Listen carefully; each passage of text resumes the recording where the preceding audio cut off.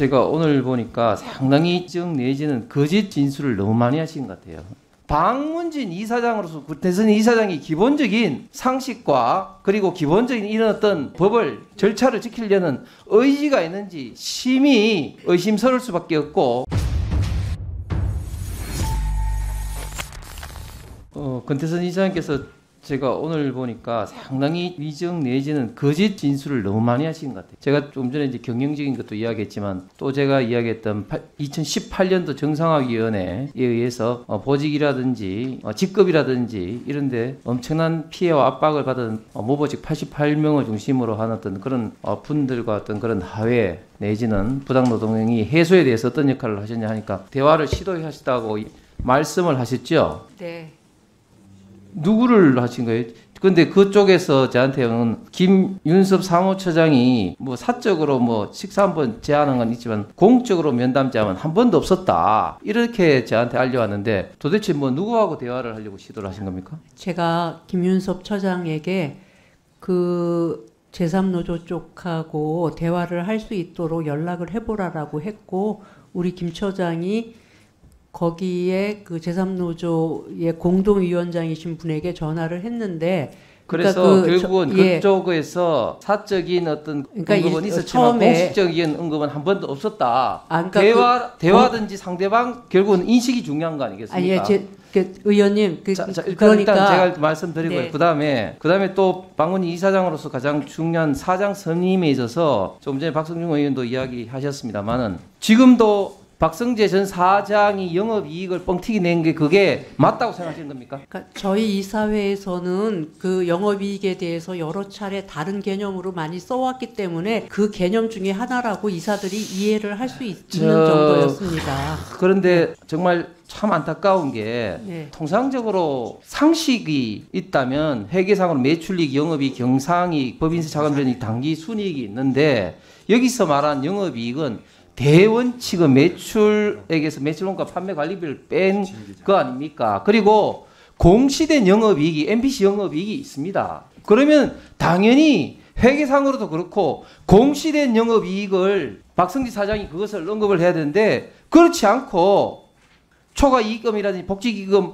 적립된 그 이전의 영업이익으로 뻥튀기 한 것은 이거는 누가 보더라도 잘못된 건데 이런 것을 스크린을 하지 않았다. 그래서 최종 후보자 4명이 넣었다. 이것은 명백히 업무상 혜택 내지는 과실입니다. 안영준 사장 같은 경우 우리 권태선 이사장께서 명신탁 관련 경우 법적으로 다툼의 여지가 있다고 말씀을 했지만 지금 안영준 사장이 지금 업무방해로 지금 기소가 됐죠? 기소는 아직 안 됐고 조사 중인 걸로 알고 있습니다. 제가 알기로는 업무방해로 기소가 된 걸로 알고 있는데요. 기소가 됐다고요? 저도 한번 확인해 보겠습니다. 기소가 됐고요. 왜 됐냐면은 안 사장 면접 시에 이게 기소가 된 게 맞답니다. 네. 그러니까 안 사장이 왜 업무방해로 됐냐면 면접 시에 면접 당시에는 명신탁 이것이 됐거나 이렇게 하고 그 이후에 진술이 바뀌었기 때문에 여기에 대해서 경찰이 업무방해로 검찰에 보내서 기소가 된 겁니다.